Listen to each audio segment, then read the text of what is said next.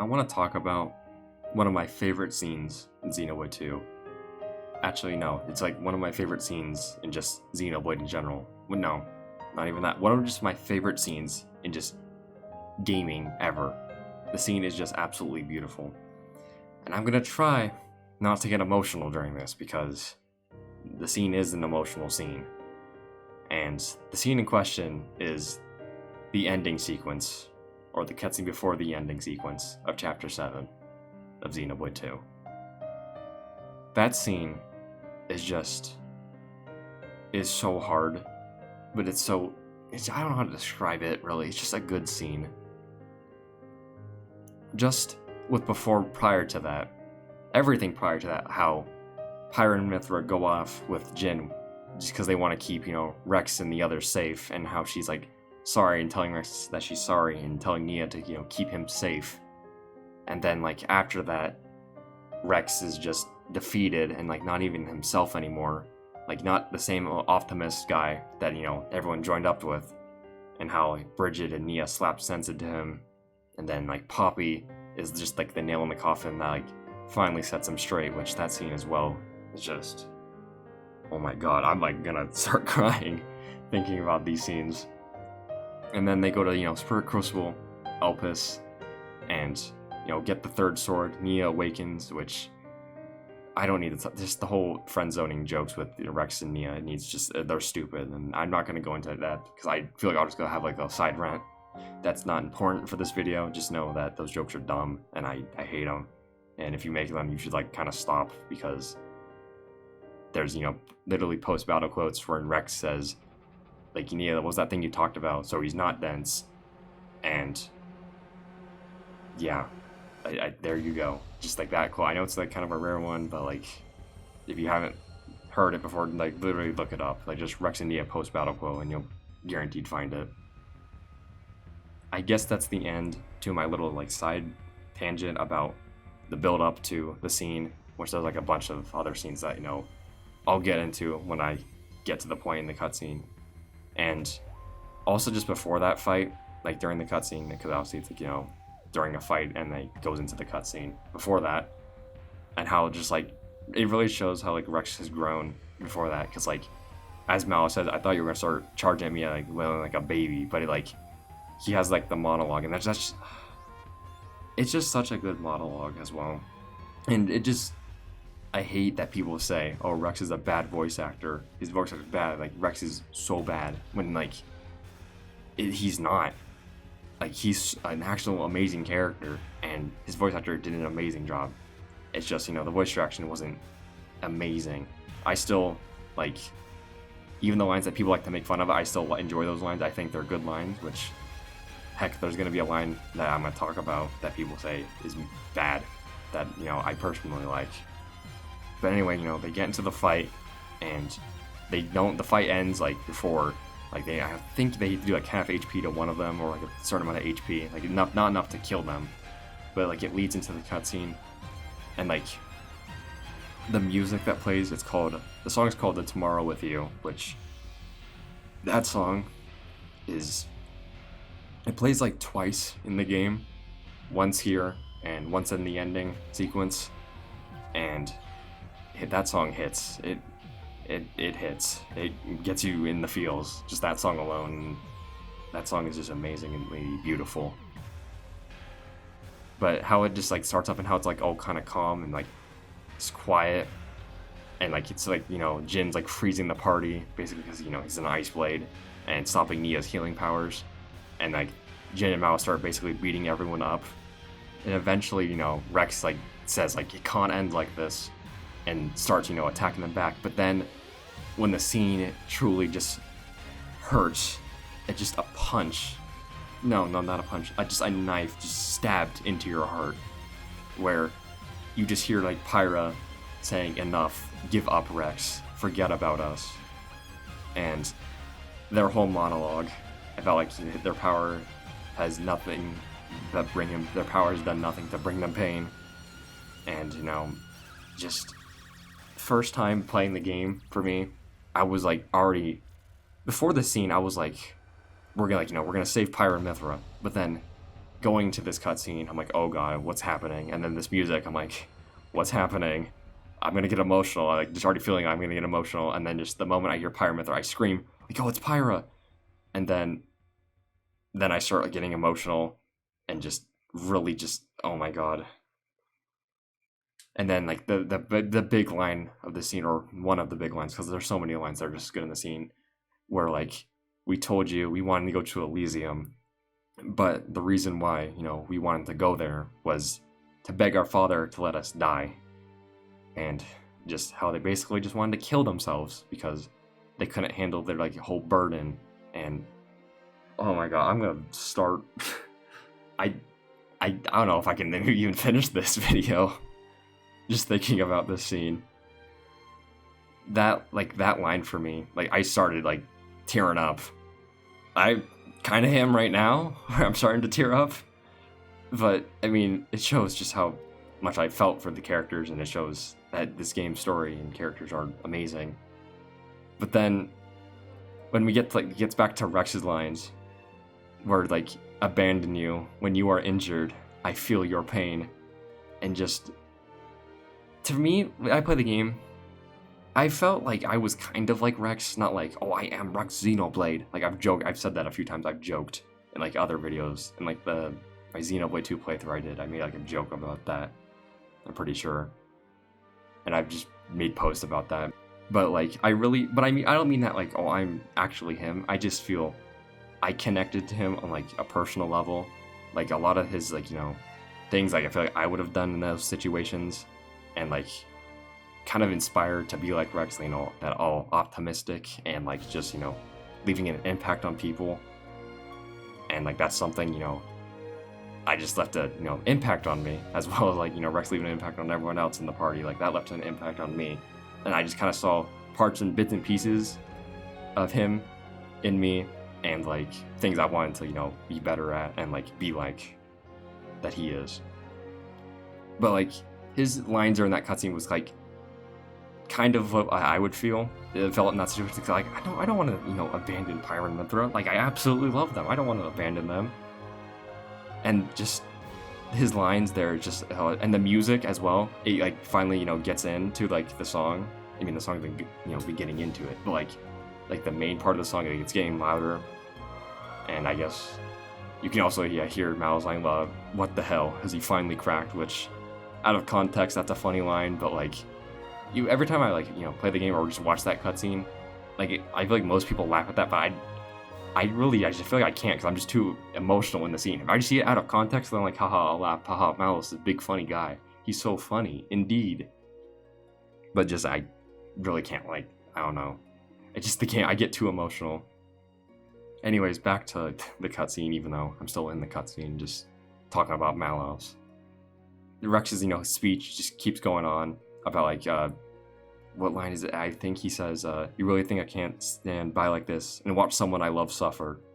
Which, yeah, he drops the L word.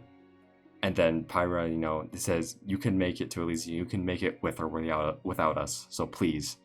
And then one of my personal favorite lines, what would be the point of that? Listen, I swore to you, we're going to Elysium together. And, you know, that's a promise. And after Rex's like little speech that he has, and how Pyra and Mythra react to that, like, Pyra's just really sad, and just like I don't know how to describe it, she's just sad, but how Mythra just covers up her face and looks like she's about to cry. That, in my first time playing the game, that just made me want to cry. And I feel like just right now I want to, because sure, when I first played the game, I didn't have Torna context, but the game tells you a little bit. But like, after playing Torna and coming back to a new playthrough playing the game, that scene I feel like I just re-cried at, because that scene is so much harder. It hits harder with like how, if you realize how Mythra feels, and like how, sure, Pyra and Mythra feel the same, but like Mythra was around in Torna, and how in Torna Mythra was just basically bullied. No one kind of really cared about her. Sure, Adam did, but like, he didn't really treat her how, like, you know, Rex does. Because like, they did say in game that like, depending on how like you think certain thoughts with a blade that's never been awakened for, those like traits can be passed down into a blade. And you know, like for example, being Hayes and Laura, and how Mythra was awakened to Adam, and like Adam has a kid coming on the way, so he probably was thinking about a kid, and how Mythra's basically like his daughter in that, like a teenage daughter. How she's like kind of like his daughter, but like doesn't treat her like you should a daughter. Kind of is. He does like there's like a few scenes where he's like you should go join them, but like not like insanely, and how he's basically afraid of her power, not like how Rex is. And with the ending of Torna, how like Adam basically seals Pyra and Mythra away because like he's afraid of their power and like doesn't want to. I don't think deal with it is not the right word. I mean, he doesn't want to be a driver. He has stated that, so maybe he didn't really want to deal with it. But imagine just like with Torna, Pyra and Mythra just feel alone and like they have no one. And then with Rex showing them basically the way and telling them he's fighting for them and like just all that. And just how Mythra's like never felt that before, and like how she's just gonna cry like tears of like joy. I am maybe not joy in the scene, but like she's just basically gonna cry. And then to get back to on track with Rex's speech, we'll do it together. We'll find out together. We'll find your place in this world. And that line is just, that whole like speech is so good. And like, believe me, I won't let the world burn a second time.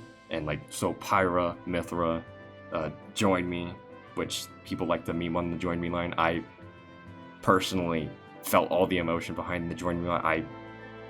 Rex's voice actor, I never had problems with it. I laughed at like, haha, his scream in chapter 1, but I still felt like, oh, I'm hyped up for this. This is gonna be a hype fight. I personally just a big fan, like I've said multiple times. And then it, cuts to the scene with them, all three of them, and like, this is our whole being. This is the power we were granted at birth. And then this line, again, I know I've said this a bunch of times, this is my favorite line, but this line is truly just so good. Where like, Mythra's like, so Rex, do you want this? Like, are you ready for this? And then he answers with like, tell me, do you love this world? And then Pyra responds with, yes, Nia, Azurta, and you, Rex. I love this world because you're in it. And like, during that, it cuts to Mythra and she's like smiling a little bit. And then the well then from Rex, and like the three of them hold it, or not three of them, I guess the two of Pyra and Mythra both hold Rex's hand, and then it fades to white, and then it's Numa's awakening, which then, counterattack plays, which becomes a hype scene, which props to Xenoblade 2 for being, and Xenoblade 1 for being the only games that can make me cry in a scene, to immediately 5 seconds later making me hype again, to then 5 seconds later making me cry again. It's just, this series is just so powerful. I guess we can talk a little bit about that scene as well, with Pyra and Mythra fusing together to their true self, and how they talk about saying, all is well, I am lost no longer, and just that's just such a heartwarming scene. And then her smile after like giving Rex like the Master Driver outfit, and she like comments like, that's better, don't you think? And then just Rex like, I can get used to this, and then like the battle continues on, which that whole sequence, I know like I'm not really the best at describing scenes. I'm not really an analytical guy. I would love to do like those kinds of videos because they're some of my favorite. There are videos out there that can give this scene way more justice than I could ever dream of. Because I mean, basically this video is just me going over the scene and giving a little build up and just giving my original first thoughts on the scene, of like what I thought and still feel from like playing Torna and just seeing the scenes again. Just sometimes going back, what, I want to cry today. Let's watch this scene. A good example is Rudra. He's done how it feels to be like Mythra, like with Torna, how she feels with that, and then like this whole sequence, which is an insanely good video. Like, I cried like after watching that. That scene. I don't know how to explain it. Like, I can never put this like scene into words because it's just such a good scene. I've talked about that I would love to do like a big Xenoblade 2 appreciation video, and you know, obviously one for Xenoblade 1 as well, because like those are two of some of my favorite games ever. But I feel like I just couldn't put certain scenes and how I feel into like words for it to sound good and like make sense. So if that ever does happen, it's gonna be a long time from now. It's gonna take me a long time because I'm gonna have to like redo like recordings, and like some days I'll be like, oh, that sounds bad, I want to redo this whole part of the video. So maybe the best way to do it is just in like parts about talking about like certain cutscenes like this, because why not?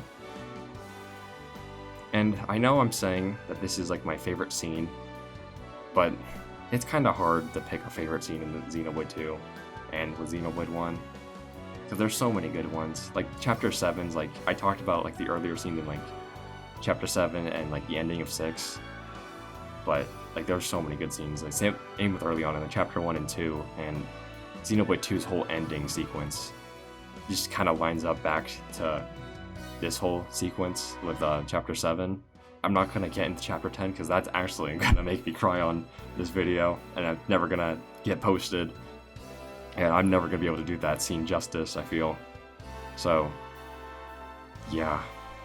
Now, if you excuse me, I need to go like cry because I've been holding it in, not wanting to, but just me talking about Xenoblade 2 and these cutscenes, it just makes me want to. So if you excuse me, I'm gonna go do that. So don't mind me. Pyra, Mythra, join me!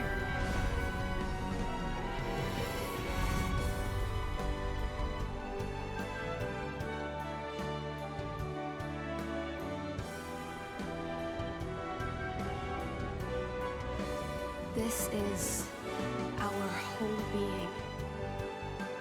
This is the power we were granted at birth. So Rex, are you still sure you want this? Tell me, do you love this world? Yes, Mia, Deserta, and you, Rex. I love this world because you're in it. Well then,